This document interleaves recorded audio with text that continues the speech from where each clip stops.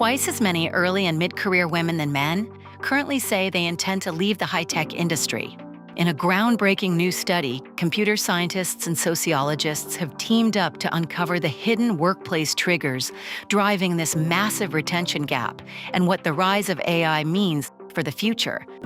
Join us as we speak with Dalit Naor to discuss Beyond the Pipeline, a gender lens on priorities and exit triggers in the high-tech industry.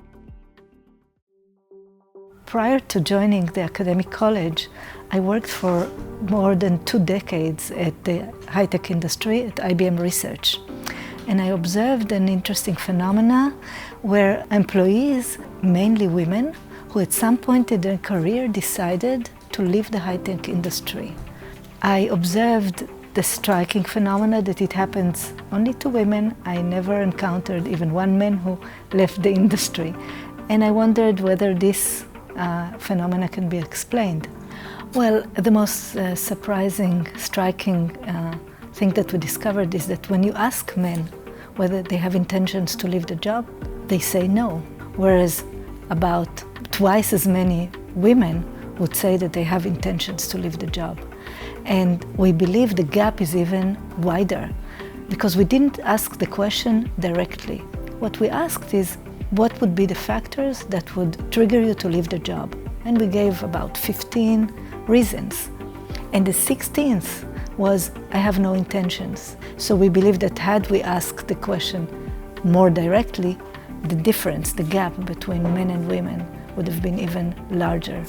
This might reflect on the structural and cultural characteristics in Israel. As in many other countries, US included, the characteristics is that most families are dual-earned model, where in most families the women still bear childcare and the housework responsibilities.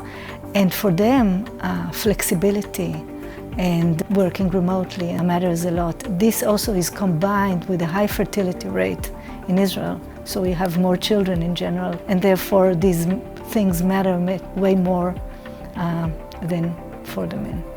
And what we discovered is that, on average, men were more positive when they talked about their high-tech career compared to women. So, for example, women would describe their experience and would use words like very, very hard, burned out, it was impossible.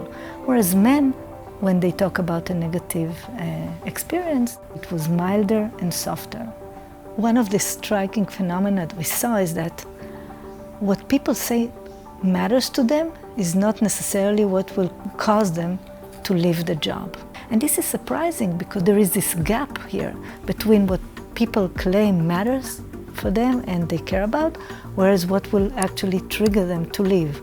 And this is especially important today in the AI era, where there are so many disruptions coming in and we would like to retain people. So let's understand what really matters to them and not necessarily what they say matters.